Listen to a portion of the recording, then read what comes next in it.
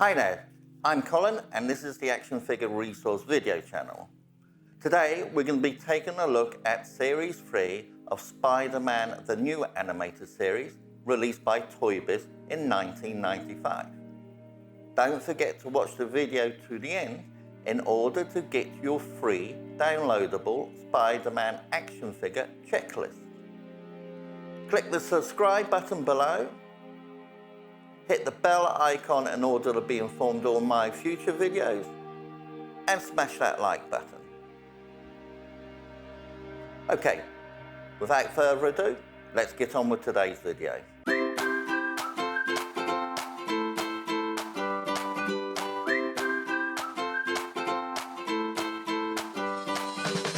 ActionFigureResource.com.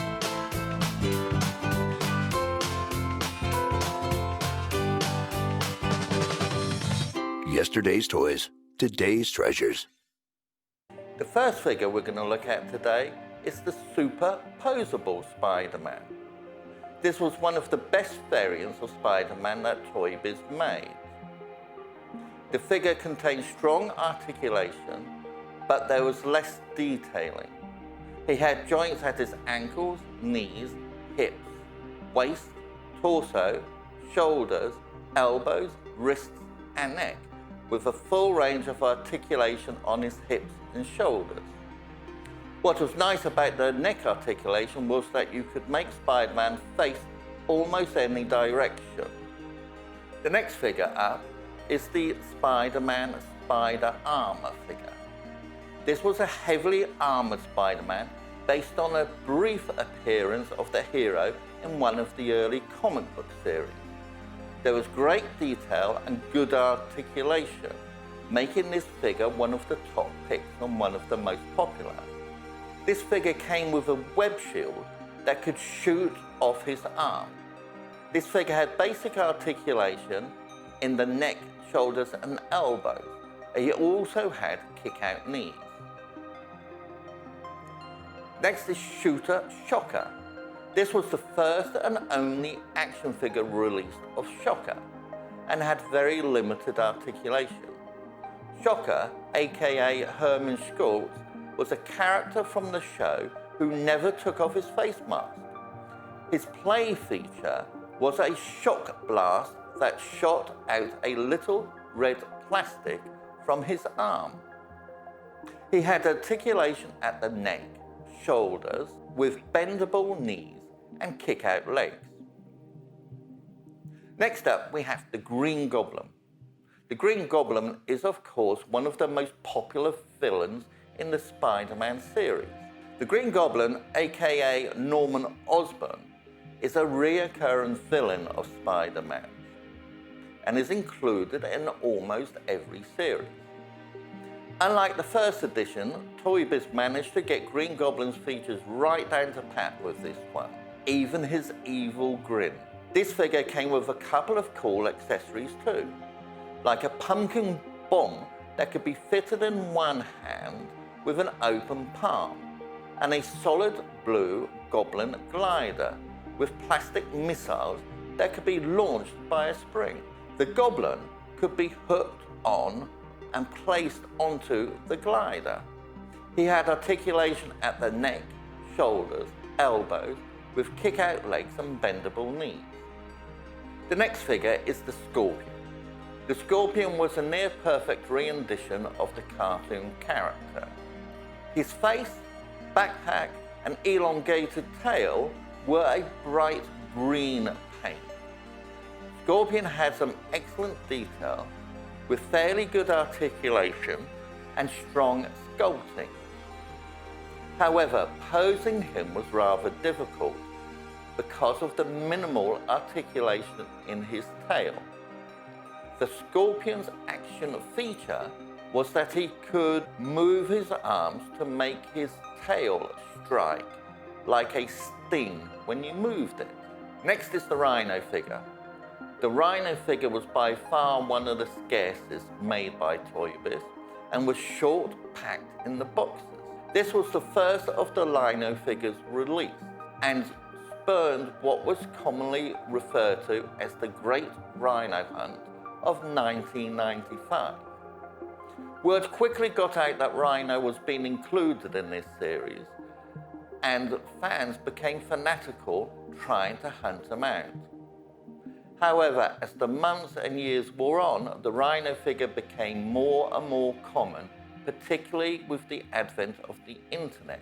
And as a result, the prices over the years have leveled off to a more reasonable price.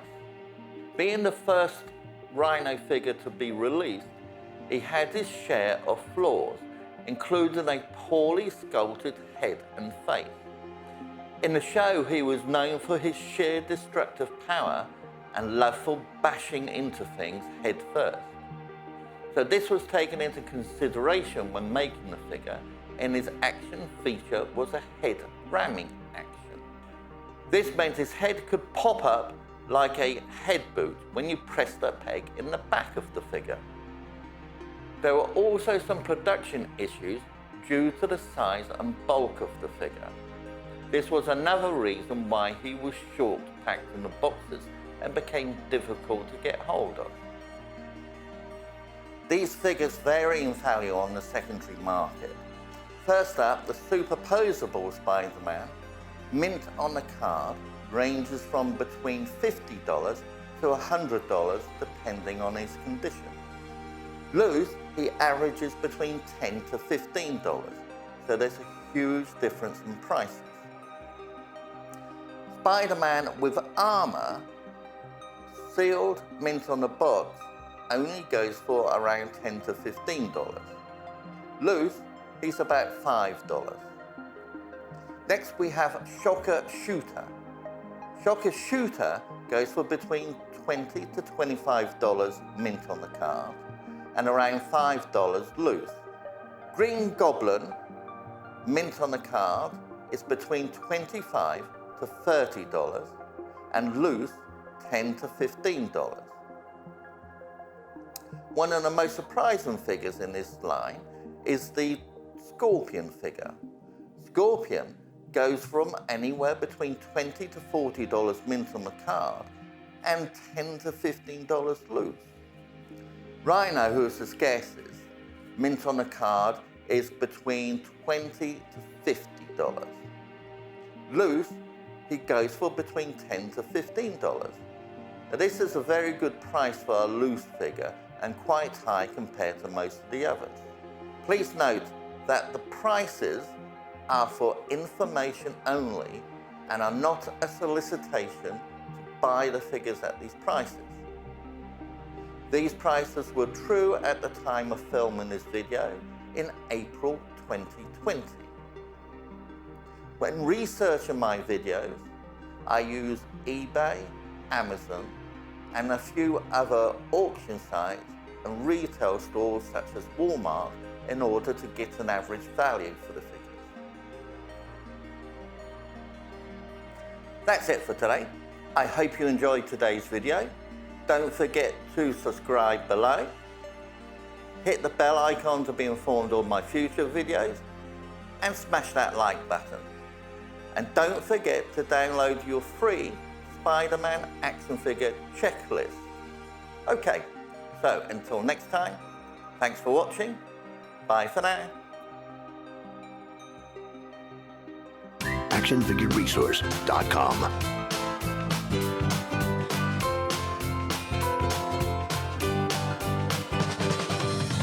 Yesterday's toys, today's treasures.